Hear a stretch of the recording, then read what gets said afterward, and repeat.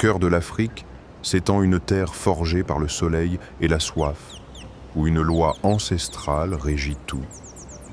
Ici, chaque créature, du titan cuirassé à l'insecte le plus humble, est un acteur dans le drame implacable de la survie. Ce n'est pas seulement un lieu, c'est un terrain d'essai. Bienvenue dans la savane africaine. Sous le soleil implacable qui blanchit les plaines, l'air lui-même semble vibrer.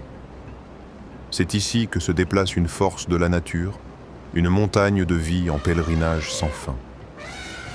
C'est le domaine du Loxodonta africana, l'éléphant d'Afrique. Sa simple présence déforme le paysage, chaque pas étant une note grave qui résonne sur la terre compacte.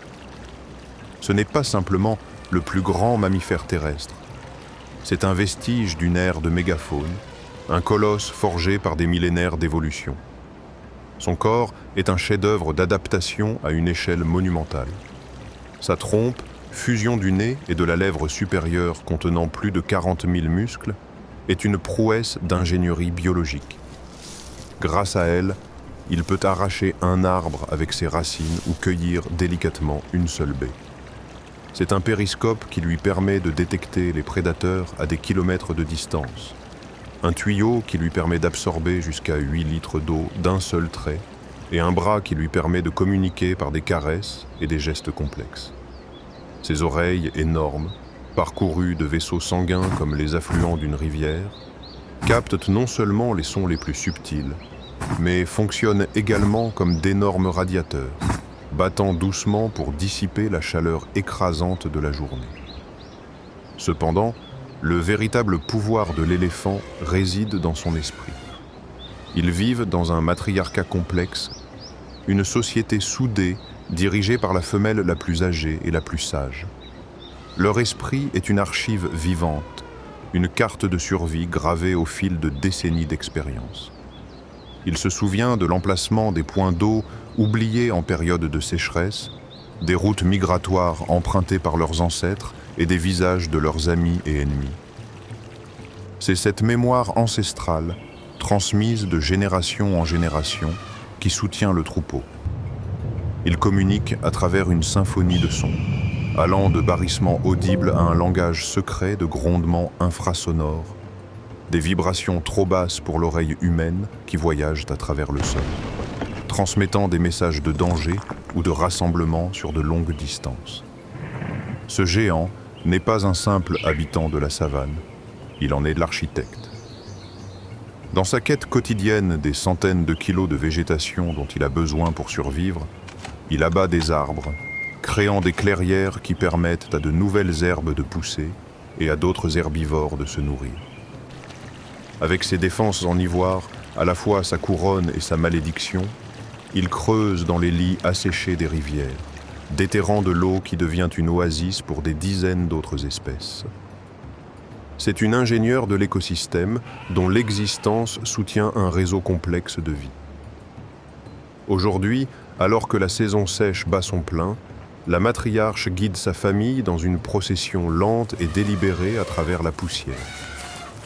Le souvenir d'une ancienne source la pousse à aller de l'avant, portant sur ses épaules le poids de sa lignée et la fragile promesse d'un avenir pour sa descendance. Le rythme de la savane ne se mesure pas en jours, mais en sabots. Bien avant qu'on ne le voie, on le sent. Une vibration sourde dans le sol, un murmure qui se transforme en un chœur cacophonique et incessant. Puis, à l'horizon, une ligne apparaît, qui se transforme en une marée de vie. C'est l'arrivée du gnou, le pèlerin infatigable de l'Afrique. À première vue, le Conochaete storinus ressemble à une créature assemblée par un comité. La barbe lisse d'un vieux sage, les cornes recourbées d'un buffle, le corps dégingandé d'une antilope et la crinière d'un cheval. Il ne possède ni la grâce du guépard, ni la majesté du lion. Sa conception n'est pas axée sur la beauté, mais sur une endurance presque inconcevable. Son existence est définie par un impératif unique et ancien inscrit dans son code génétique. Bouger ou mourir. Attirés par la promesse de pluie lointaine et d'herbes fraîches, plus d'1 million de gnous entreprennent la grande migration, l'un des spectacles les plus grandioses et les plus brutaux de la nature. Ils ne voyagent pas en tant qu'individus, mais comme une seule entité nerveuse, un super-organisme liquide qui coule sur la Terre, traçant un cycle éternel à travers les écosystèmes du Serengeti et du Masai Mara. Ici, la sécurité ne réside pas dans la force individuelle, mais dans l'anonymat écrasant du nombre. Au milieu de cette marée de corps, la vie s'accroche avec une urgence désespérée. Les femelles mettent bas de manière synchronisée, inondant la plaine d'une nouvelle génération. Le miracle de la vie s'accélère à un rythme vertigineux. En quelques minutes, le nouveau-né, les pattes encore tremblantes, doit se lever et courir, car la marée de la vie n'attend personne. Tout autour, les prédateurs observent. Les lions, les hyènes et les guépards patrouillent les flancs du troupeau à l'affût du moindre signe de faiblesse. Un jeune à la traîne, un vieux épuisé. Cependant, le plus grand défi de leur existence vient de l'eau. La traversée de la rivière Mara est le moment central de leur odyssée. Poussés par l'instinct aveugle d'avancer, ils se pressent sur les rives, dans un tourbillon de panique et de pression, jusqu'à ce que le premier se jette dans le vide, déclenchant une ruée suicidaire. Sous la surface trouble, les mâchoires des crocodiles du Nil, vestiges d'une époque préhistorique, attendent. C'est une épreuve de feu et d'eau où seuls les plus forts et les plus chanceux survivent, laissant derrière eux un tribut qui nourrira le fleuve pendant des mois. Pour le gnou, il n'y a pas de destination finale, seulement le prochain pâturage, le prochain horizon. Il est l'incarnation du voyage perpétuel, le moteur infatigable qui anime le grand cycle de la vie et de la mort dans la savane africaine. La chaleur de midi écrase la vie dans la savane, contraignant le monde à une immobilité forcée. Sous l'ombre clairsemée d'un acacia, repose une statue d'or et de muscles. C'est le lion Panthera leo. Son pouvoir en ce moment ne réside pas dans le mouvement, mais dans une indolence absolue et trompeuse. Il respire avec le calme de celui qui n'a rien à craindre, un monarque au repos dont le royaume s'étend à perte de vue. Contrairement aux autres grands félins, solitaires et fantomatiques, la force du lion se forge dans la société. C'est le seul félin qui vit dans une unité familiale complexe, la troupe. Il ne s'agit pas d'un simple regroupement, mais d'une forteresse dynastique dans un monde impitoyable. Les lionnes, unies par des liens du sang, forment le noyau de cette société. Elles constituent une confrérie de chasseuses, véritables pourvoyeuses du royaume, se déplaçant avec une synchronisation née d'innombrables traques partagées. Elles sont présidées par le mâle dominant. Sa crinière, sombre auréole de pouvoir, n'est pas une simple parure, mais une armure pour les batailles territoriales et un témoignage de son aptitude génétique. Sa vie est une défense constante. Il ne participe pas souvent à la chasse, car son énergie est réservée à une tâche plus critique: patrouiller les frontières et affronter tout rival qui oserait défier son droit de régner. Lorsque le soleil se couche à l'horizon et que l'air se refroidit, le véritable roi proclame sa domination. Son rugissement commence par un gémissement grave et guttural qui s'amplifie jusqu'à devenir une explosion tonitruante. Il ne s'agit pas d'une simple vocalisation, mais de la signature sonore de son pouvoir. Une déclaration territoriale qui porte à plus de 8 kilomètres, faisant trembler le monde des proies et des rivaux. Sous le couvert de l'obscurité, les lionnes se réveillent à leur véritable vocation. Elles se déplacent comme des ombres dorées dans les hautes herbes, le corps collé au sol. La communication est presque télépathique.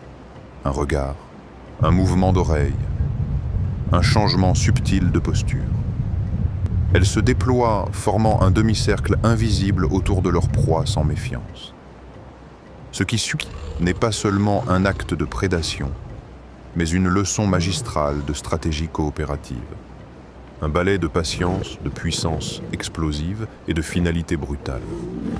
Mais même pour le roi, la vie est précaire. La plus grande menace pour les lionceaux n'est pas les hyènes, mais les autres lions. Un mâle nomade qui parvient à renverser le chef de la troupe tuera sa progéniture pour assurer sa propre lignée. Ainsi, chaque lever de soleil est une victoire, chaque rugissement une promesse de poursuivre un règne brutal sur ce vaste paradis impitoyable. Dans la mer d'herbe, où la chaleur déforme l'horizon, une silhouette élancée se détache dans la lumière. Elle n'a ni la masse du lion, ni la ruse brutale de la hyène. Sa puissance réside dans une forme de perfection différente. Un chef-d'œuvre de l'évolution sculpté dans un seul et glorieux but, la vitesse. Voici le guépard, Acinonyx jubatus, l'esprit éphémère de la savane. Son corps tout entier est un traité sur l'aérodynamique et la puissance explosive. C'est un coureur de fond dans un monde de combattants. Sa colonne vertébrale, incroyablement flexible, se comprime et se détend comme un ressort, propulsant ses longues pattes dans des foulées qui avalent plus de 7 mètres de terrain. Sa queue, longue et aplatie, agit comme un gouvernail, fournissant un contrepoids crucial pour les virages serrés et les changements de direction à des vitesses vertigineuses. Même ses griffes sont différentes de celles des autres félins. Elles ne sont pas entièrement rétractables, mais agissent comme les crampons d'un sprinter, s'enfonçant dans le sol pour obtenir une traction inégalée. Ses narines et ses poumons sont disproportionnés, un système de suralimentation conçu pour inonder ses muscles d'oxygène pendant la poursuite. Le guépard mène une vie de calcul et de patience. Contrairement aux prédateurs qui tendent des embuscades, sa stratégie est un jeu de haute visibilité. Il passe des heures dans des postes d'observation, tels des termitières, la tête haute et les épaules tendues, scrutant le paysage. Ses yeux, marqués par les distinctives lignes de larmes, noires qui vont de l'œil à la bouche, ne servent pas à pleurer, mais à réduire l'éblouissement du soleil, lui permettant de garder les yeux rivés sur sa cible. Lorsqu'il choisit sa proie, il commence une traque d'une tension presque insupportable. Il glisse, il ne marche pas, utilisant chaque brin d'herbe, chaque creux du terrain pour dissimuler sa progression. Puis, le ressort se libère. L'accélération est stupéfiante. Une explosion qui le propulse de 0 à plus de 90 km/h en à peine 3 secondes. Le monde devient flou. C'est une symphonie de mouvements purs, une course contre le temps et la résistance. Mais cette explosion de vitesse a un coût immense. Sa température corporelle monte dangereusement en flèche.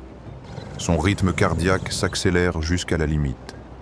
Il a moins d'1 minute pour s'emparer de sa proie. S'il échoue, le coût énergétique pourrait être fatal. Même dans la victoire, le guépard est vulnérable. Sa constitution légère, essentielle à sa vitesse, le désavantage face aux prédateurs de la savane. La poitrine haletante, reprenant son souffle après la poursuite, il doit manger rapidement. L'odeur du sang attire des concurrents indésirables.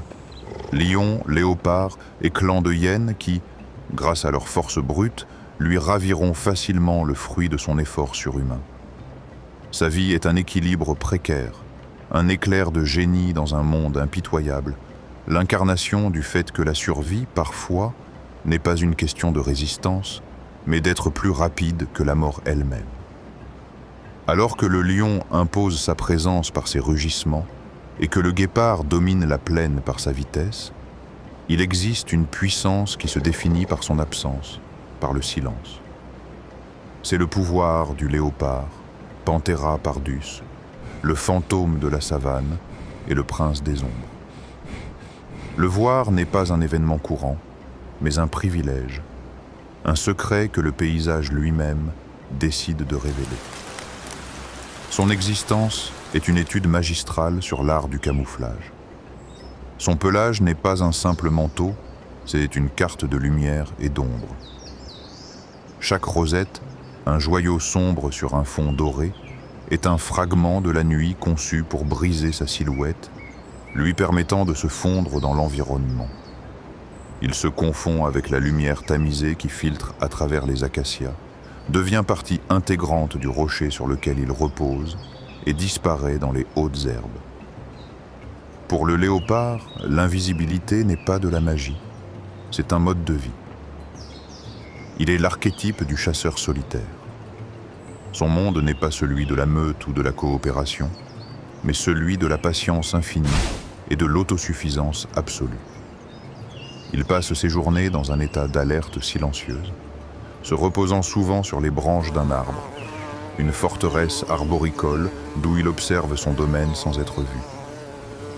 Ses sens sont constamment en éveil, enregistrant chaque bruit, chaque mouvement, chaque changement dans le vent. La chasse du léopard n'est pas une poursuite explosive, mais un assassinat méthodique. C'est un prédateur qui tend des embuscades, un maître de l'approche. Il peut passer des heures à traquer, rampant sur le ventre, les muscles de ses épaules ondulant sous sa peau. Chaque pas est délibéré, chaque pose calculée, jusqu'à ce qu'il se trouve à une distance mortelle. L'attaque est un éclat de violence concentré, une course courte et fulgurante, un saut d'une puissance incroyable et une morsure précise dans la gorge ou la nuque. Cependant, c'est après la mort de sa proie que sa véritable nature se révèle. Une force disproportionnée. Pour protéger son butin des lions et des hyènes, le léopard accomplit un exploit qui défie la gravité. Saisissant une antilope qui pèse souvent plus lourd que lui, il commence son ascension. Muscle après muscle, griffe après griffe, il traîne son lourd fardeau le long du tronc d'un arbre, l'élevant vers un garde-manger sûr parmi les branches. Là-haut, sur son trône feuillu, le léopard est l'incarnation même de la survie. Solitaire, silencieux et d'une efficacité redoutable. Il n'a pas besoin de proclamer son règne, car son règne est secret. Il n'a pas besoin d'un troupeau, seulement des ombres. C'est le prédateur parfait, caché à la vue de tous. Un rappel éternel que la plus grande puissance est souvent celle que l'on ne voit jamais venir. Dans la nuit africaine, lorsque l'obscurité efface les contours et aiguise les sons, résonne une vocalisation qui a été mal interprétée pendant des siècles. Elle monte en crescendo frénétique, un écho inquiétant qui se confond avec un rire.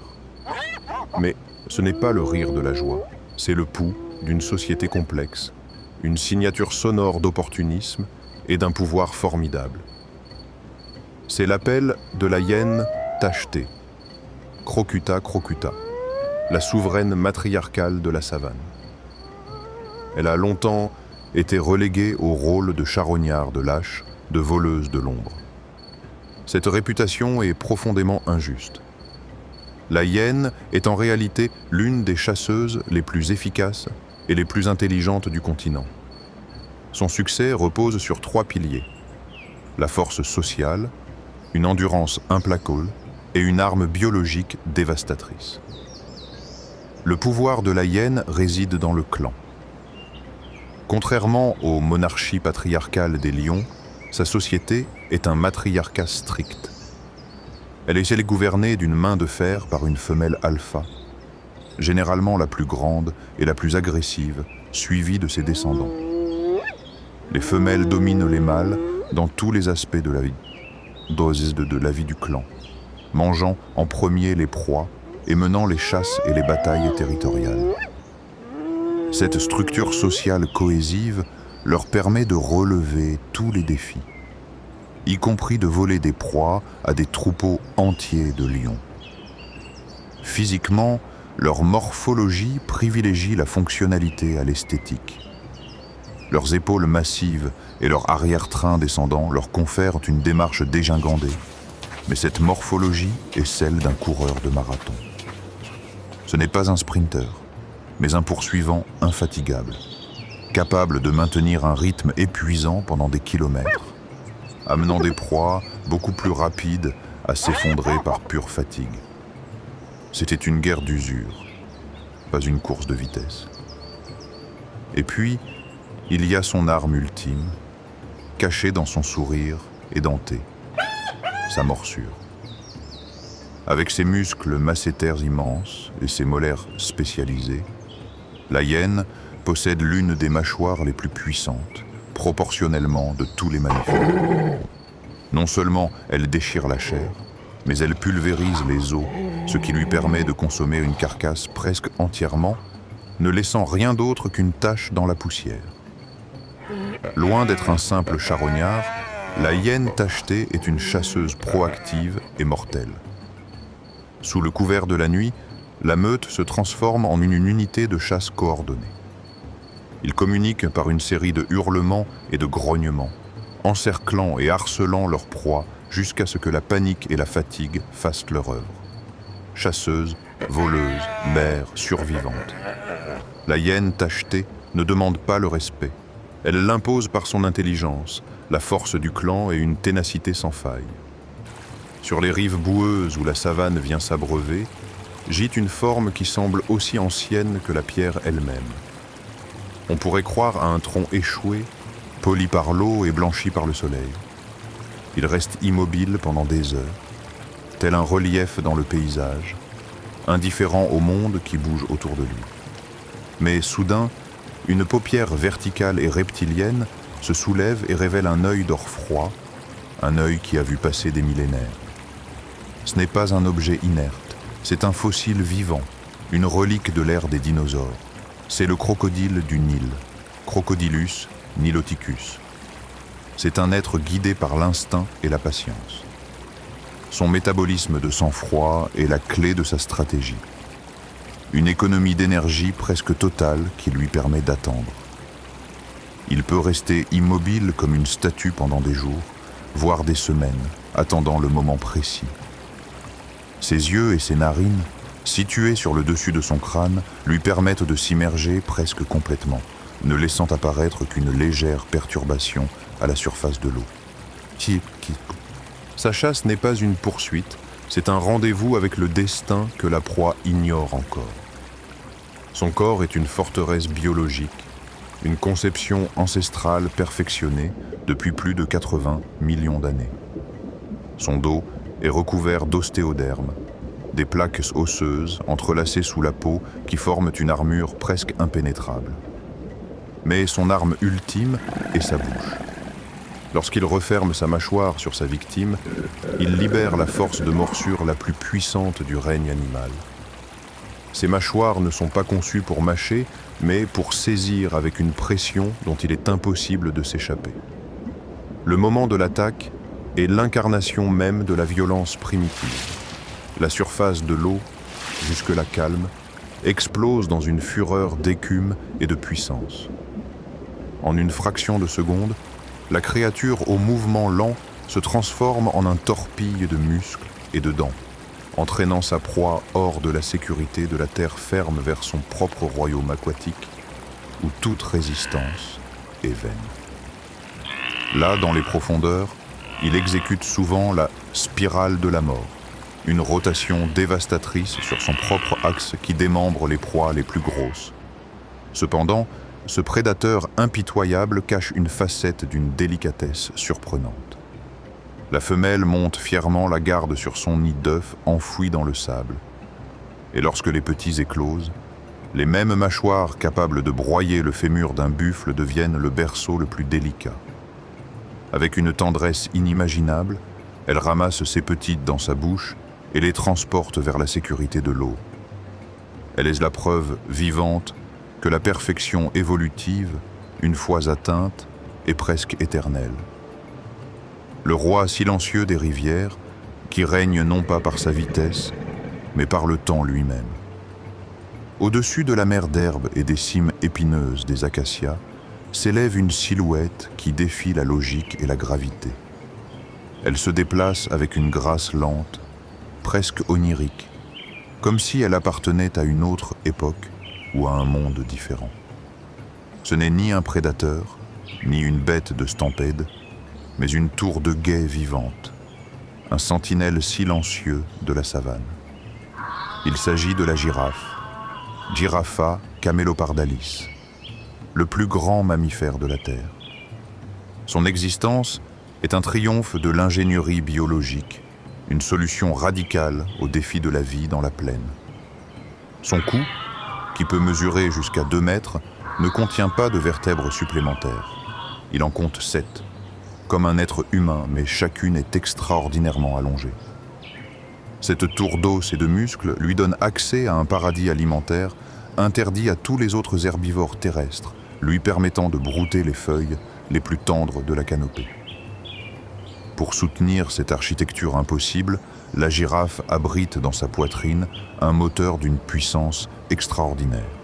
Un cœur de plus de 10 kg qui doit générer une pression artérielle 2 fois supérieure à celle de tout autre mammifère.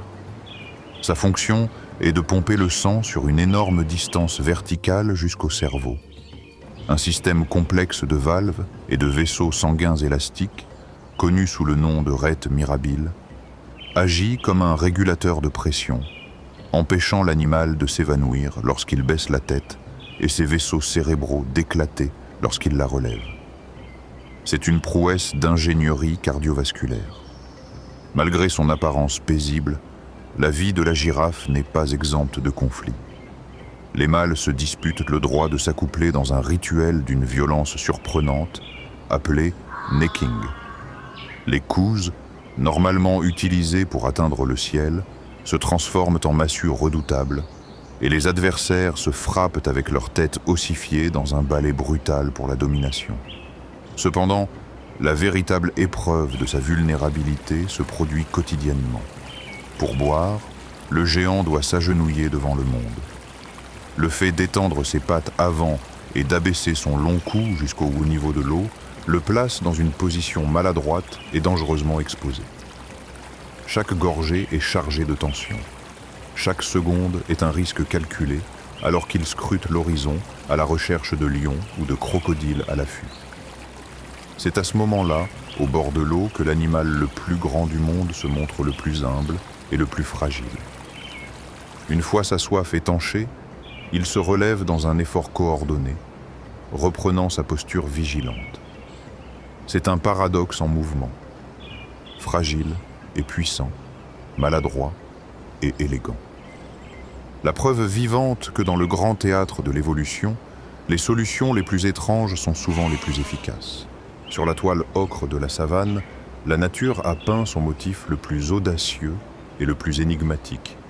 Il ne s'agit pas d'une tentative de camouflage au sens traditionnel du terme, mais d'une déclaration visuelle si brillante qu'elle devient sa propre forme de dissimulation.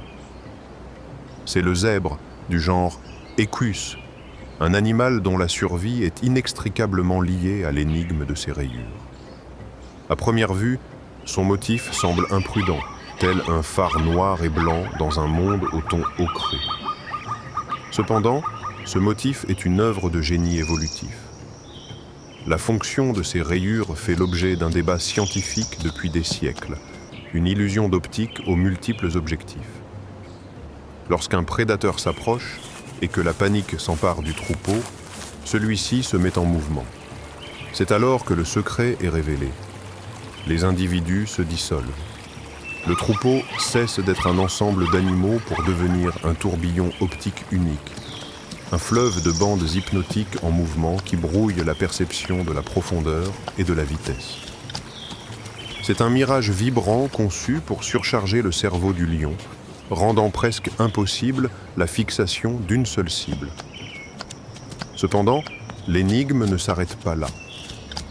On pense que les rayures agissent également comme un système de climatisation personnelle, les rayures noires absorbant la chaleur et les rayures blanches la réfléchissant, créant ainsi des micro-courants d'air sur la peau. De plus, pour les insectes vecteurs de maladies, tels que les taons, ce motif très contrasté semble perturber leur capacité à se poser, transformant la fourrure du zèbre en une défense passive contre les parasites. À un niveau plus intime, chaque motif est unique, un code-barre personnel qui permet aux individus de se reconnaître dans la foule. Très sociables, les zèbres vivent dans une société structurée. De petits groupes familiaux, ou harems composés d'un étalon, de plusieurs juments et de leurs poulains, constituent les éléments de base des grands troupeaux. L'étalon est un protecteur féroce, qui n'hésite pas à utiliser ses puissants sabots et ses dents acérées pour défendre sa famille contre les dangers. La cohésion du groupe est son armure la plus solide. Dans le grand théâtre de la migration, les zèbres jouent un rôle crucial. Ce sont souvent les pionniers, les premiers à atteindre les pâturages les plus hauts et les plus fibreux. Leur système digestif est adapté pour traiter cette végétation plus dure. Ce faisant, ils tondent efficacement les plaines, exposant les pousses les plus tendres que préfèrent les gnous qui les suivent. Sans le savoir, ils préparent le festin pour les espèces qui suivent leurs traces. La vie du zèbre est une danse constante entre visibilité et évasion. Une créature qui survit non pas en se cachant du monde, mais en l'éblouissant. Il reste l'un des chefs-d'œuvre les plus déconcertants de l'évolution, témoignant que parfois, la meilleure façon de passer inaperçu est d'être inoubliable. Il se déplace dans la savane non pas comme un animal, mais comme un fragment de la préhistoire, une force primitive qui semble appartenir à un monde oublié. C'est le rhinocéros, une montagne de muscles et d'os blindés sous une peau ancestrale. Chacun de ses pas est délibéré, lourd, comme si la terre elle-même cédait sous son poids. C'est un anachronisme vivant, un témoignage d'une époque où les géants dominèrent la planète. Sur les plaines africaines, coexistent deux personnalités forgées sur le même enclume évolutif. Il y a le rhinocéros blanc, paisible jardinier des plaines.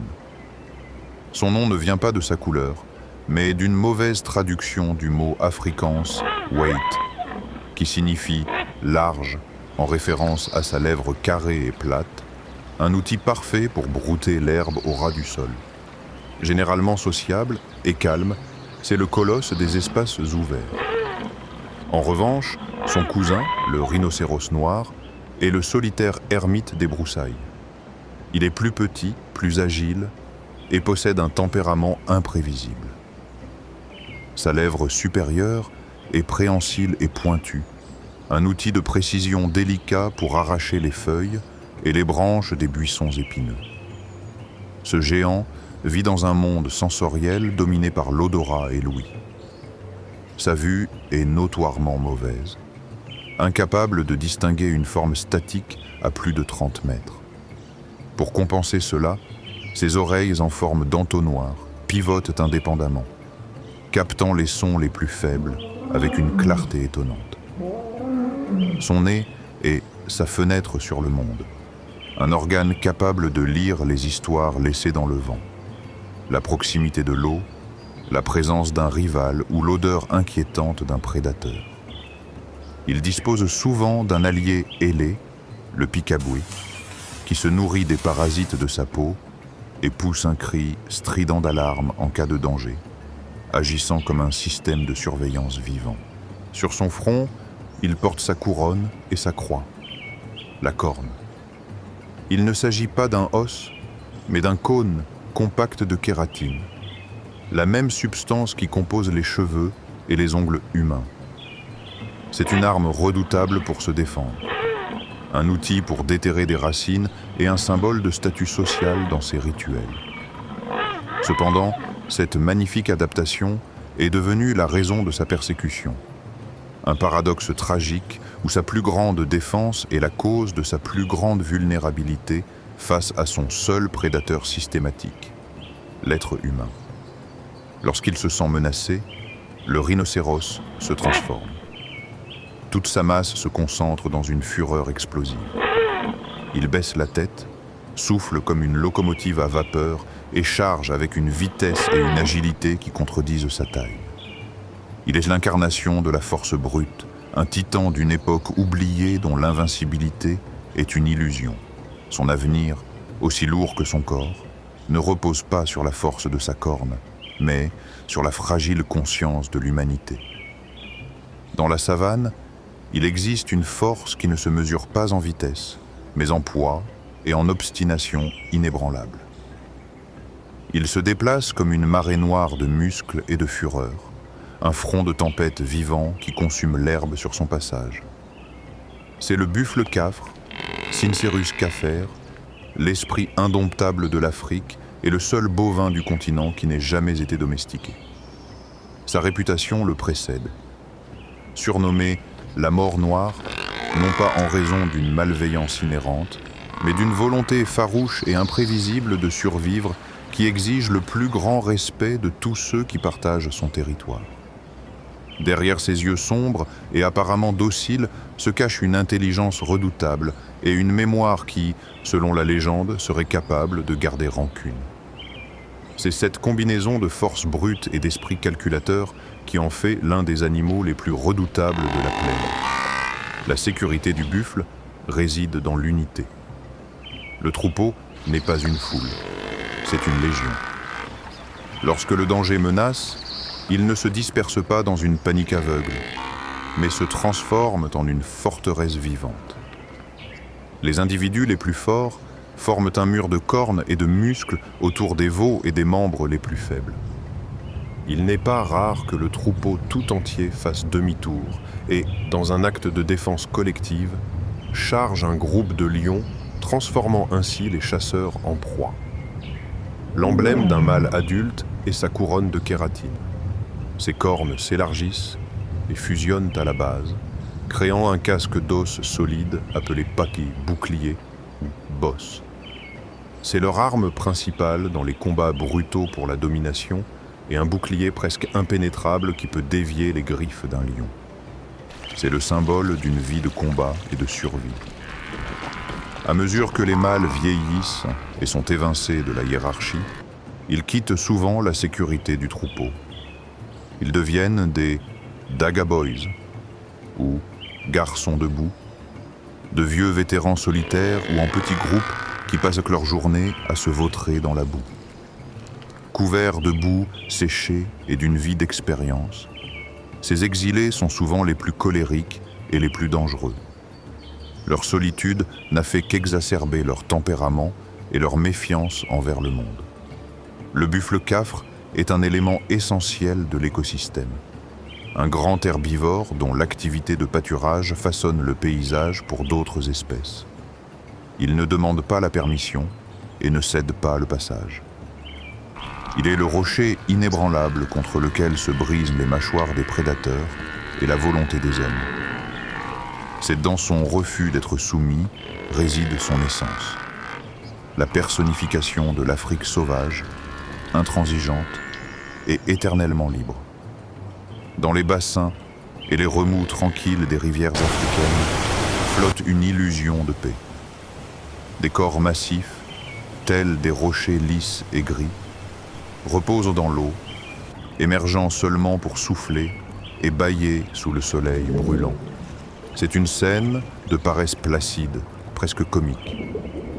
Cependant, cette image cache l'une des vérités les plus violentes de la savane, car c'est le domaine de l'hippopotame, Hippopotamus amphibius, un être aux dualités extrêmes et l'un des animaux les plus dangereux du continent. Son nom, qui signifie « cheval de rivière » en grec, est une description poétique mais trompeuse. L'hippopotame mène une double vie, dictée par le soleil et la lune. Il passe ses journées dans l'eau, son sanctuaire et sa forteresse. Son corps est parfaitement adapté à ce monde amphibie. Ses yeux, ses oreilles et ses narines sont situés sur le dessus de sa tête, ce qui lui permet de rester presque invisible sous la surface, tel un périscope vivant. Sa peau, bien qu'épaisse, est extrêmement sensible à la déshydratation. C'est pourquoi il sécrète une substance huileuse et rougeâtre, un écran solaire et un antiseptique naturel unique dans le règne animal. Dans son royaume aquatique, il est un despote territorial. Son apparent bâillement n'est pas un signe de fatigue, mais le lever de rideau sur un arsenal mortel en ouvrant sa gueule à près de 180 degrés, il révèle des canines inférieures en forme de croc, acérées comme des ciseaux, qui peuvent dépasser un demi-mètre de long. Ce ne sont pas des armes pour manger, mais exclusivement pour combattre. Les combats entre mâles pour le contrôle d'un tronçon de la rivière sont des spectacles d'une brutalité inouïe, où ces armes sont utilisées avec une force dévastatrice. Au coucher du soleil, la transformation s'opère. Le gardien aquatique devient un pèlerin terrestre. Avec une prudence qui contredit sa taille, il émerge de l'eau, dégoulinant de puissance et de détermination, pour commencer sa marche nocturne. Chaque nuit, il parcourt des kilomètres à l'intérieur des terres en suivant des routes ancestrales, connues sous le nom de sentiers des hippopotames, pour consommer des dizaines de kilos d'herbes courtes. C'est sur terre, loin de la sécurité de sa rivière, qu'il se montre le plus nerveux et imprévisible. Malgré son tempérament explosif, l'hippopotame est un ingénieur essentiel de l'écosystème. Passant beaucoup de temps dans l'eau, il dépose d'énormes quantités d'excréments riches en nutriments, fertilisant les rivières et formant la base de la chaîne alimentaire pour les poissons et d'innombrables invertébrés. Il est, sans le savoir, le jardinier qui donne vie aux eaux qu'il protège si farouchement.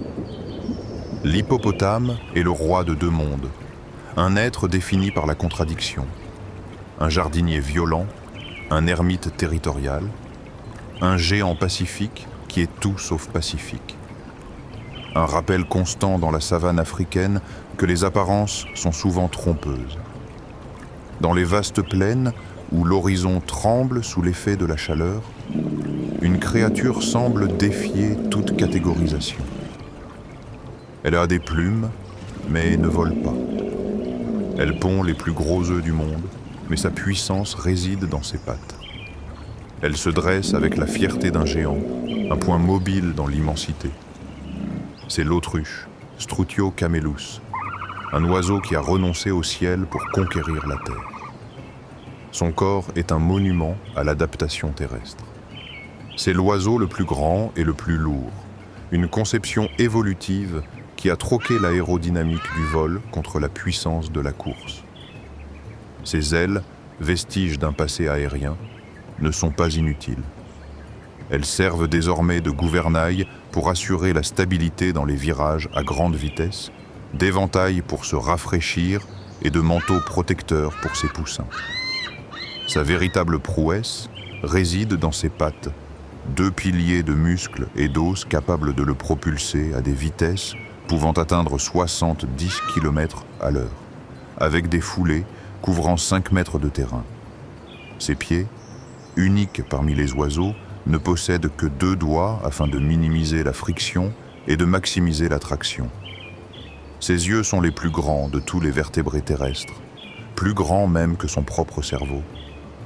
Ils lui offrent une vision panoramique et exceptionnelle, un système de surveillance à longue portée parfait pour détecter les prédateurs dans les espaces ouverts. La légende populaire dit qu'il enfouit sa tête dans le sable en cas de danger, un mythe né d'une mauvaise interprétation. La réalité est beaucoup plus astucieuse. Il utilise son bec pour creuser des nids peu profonds et, pour se cacher d'une menace, il s'allonge parfois sur le sol, le cou tendu, ressemblant de loin à un simple monticule de terre. La vie sociale de l'autruche est complexe et coopérative. Un mâle dominant et une femelle principale présidant un harem de femelles subordonnées. Ensemble, ils contribuent à un nid communautaire, un simple trou dans le sable où peuvent être pondus jusqu'à 60 œufs. C'est là que se développe l'une des stratégies d'élevage les plus ingénieuses de la savane. La femelle principale, de couleur gris-brun qui se confond avec le sol diurne, couve les œufs sous le soleil. Au coucher du soleil, le mâle, avec son plumage noir et blanc, prend le relais, sa couleur sombre le rendant presque invisible dans la nuit. C'est un pacte de survie peint en noir et blanc. Bien que sa première réaction face au danger soit une fuite précipitée, l'autruche n'est pas sans défense. Si elle se sent acculée, ce géant à l'apparence maladroite déploie une arme secrète, un coup de pied frontal, porté avec sa plus grande griffe. C'est un coup d'une force dévastatrice, capable de blesser gravement, voire de tuer un lion. L'autruche est la preuve vivante que la grandeur n'a pas toujours besoin d'ailes pour s'élever. Parfois, il suffit de 2 jambes solides, d'une vue perçante et de la volonté de courir sans relâche vers l'horizon. Dans cette terre aride et balayée par le vent, où le soleil cuit le sol et où l'ombre est un luxe, la vie se cache sous la surface. Et puis, tel un périscope émergeant d'une mer de sable, une tête apparaît, puis une autre. Soudain, une petite silhouette se dresse, debout sur ses pattes arrière, devenant une statue vivante, les yeux fixés sur le ciel. C'est le premier acte de la journée pour le suricate. Suricata suricata, et le début d'un rituel de coopération inébranlable. C'est le sentinelle, le gardien désintéressé dont la mission est d'assurer la sécurité de tout le clan. Dans le monde des suricates, un individu solitaire est un individu mort. Leur survie dépend entièrement de la cohésion du groupe, une société complexe et hautement organisée où chaque membre a un rôle à jouer. Ils fonctionnent comme un super-organisme, une conscience collective unie par le sang et un besoin impérieux de se protéger mutuellement. Leur maison et leur forteresse est un réseau de tunnels et de chambres souterraines, une citadelle creusée dans le sol sablonneux qui les protège de la chaleur extrême et, plus important encore, des prédateurs. La vie à la surface est une excursion risquée, consacrée à une seule tâche, trouver de la nourriture. Alors que le groupe de recherche se disperse, le nez collé au sol et les griffes fouillant frénétiquement à la recherche de coléoptères, de larves et de scorpions, la sentinelle reste à son poste. Depuis une branche haute ou une termitière, elle scrute les environs avec une concentration absolue. Les taches sombres autour de ses yeux agissent comme des lunettes de soleil naturelles, réduisant l'éblouissement et lui permettant de détecter la silhouette lointaine d'un aigle martial ou le mouvement furtif d'un chacal. Son langage est sophistiqué et précis. Un sifflement aigu peut signifier une menace aérienne, incitant tout le monde à courir vers le trou le plus proche. Un aboiement grave peut indiquer la présence d'un prédateur terrestre, préparant le clan à l'affronter ou à battre en retraite. Ce ne sont pas seulement des bruits, mais des informations vitales transmises en temps réel. Ce sont des chasseurs étonnamment audacieux.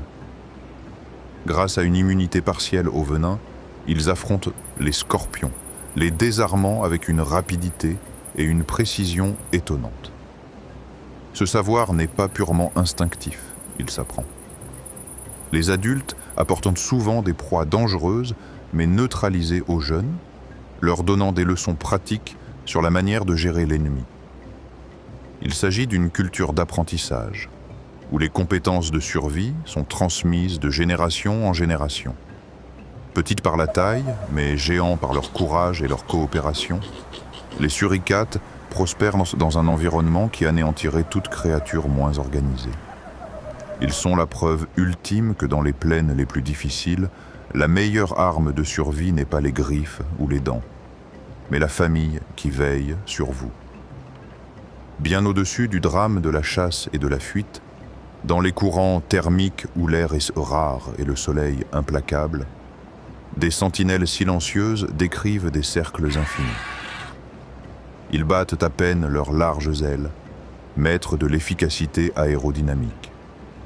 Ce sont les vautours, observateurs patients du cycle de la vie et de la mort, et peut-être les créatures les plus méconnues et les plus essentielles de tout l'écosystème africain. Leur silhouette a été injustement associée à la mort et au malheur. La culture populaire les a dépeints comme des présages de la fin, des opportunistes sinistres qui se réjouissent de la perte. Cependant, la vérité est qu'ils ne sont pas les messagers de la mort, mais les agents de la santé et de la continuité. Ils constituent l'équipe indispensable d'assainissement de la savane, le système immunitaire qui nettoie la terre et empêche la propagation des maladies. Leur vie est un exploit de spécialisation. Ils possèdent une vue d'une acuité presque incroyable, capable de repérer un cadavre à des kilomètres de hauteur. Lorsqu'ils descendent, leur mouvement est un signal dans le ciel, un télégramme visuel qui est vu par d'autres vautours à l'horizon, créant une cascade qui peut attirer des dizaines d'oiseaux pour un festin en quelques minutes. Chaque trait de leur physionomie, souvent perçu comme grotesque, est une adaptation d'une brillante intelligence. Leur tête et leur cou nu, qui empêchent les plumes d'être imprégnées de sang et de restes, sont une merveille d'hygiène. Après s'être nourris, ils laissent simplement le soleil africain stériliser leur peau. Son bec robuste et crochu est conçu pour déchirer la peau la plus dure et la chair la plus résistante.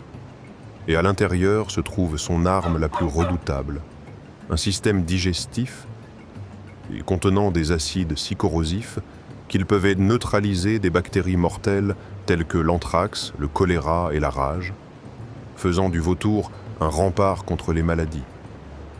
Sur le lieu du festin règne un chaos organisé. Souvent, différentes espèces arrivent pour jouer des rôles spécifiques dans une hiérarchie stricte. Le vautour à tête blanche, le plus nombreux, s'occupe de la viande tendre. L'imposant vautour à oreilles, avec son bec massif, agit comme un ouvre-boîte, déchirant le cuir que les autres ne peuvent pénétrer. Chacun a sa place dans le démantèlement rapide et complet de la mort. Ce sont des héros anonymes, un service de nettoyage si efficace qu'ils peuvent réduire une antilope à l'état de squelette en moins d'1 heure. Leur disparition du ciel, une réalité tragique dans de nombreuses régions du monde en raison de l'empoisonnement et de la perte d'habitat, laisserait une plaie purulente sur la terre, une plaie qu'aucune autre créature ne pourrait nettoyer. Ils sont, en substance, les gardiens de la vie précisément parce qu'ils sont les maîtres de la mort. Le soleil se couche sur la savane, mais ce royaume ne dort jamais. L'obscurité apporte avec elle de nouveaux chasseurs, de nouveaux dangers et de nouvelles opportunités. Nous avons observé la force des géants et le courage des petits. Nous avons été témoins de la brutalité de la chasse et de la tendresse des soins parentaux. Cependant, si cette terre ancestrale nous enseigne quelque chose, c'est qu'il n'y a pas de fin ici. Chaque coucher de soleil n'est qu'une pause. Et chaque vie, quelle que soit sa durée, est un maillon de la chaîne infinie de l'existence. Demain, aux premières lueurs du jour, la grande histoire de l'Afrique se poursuivra.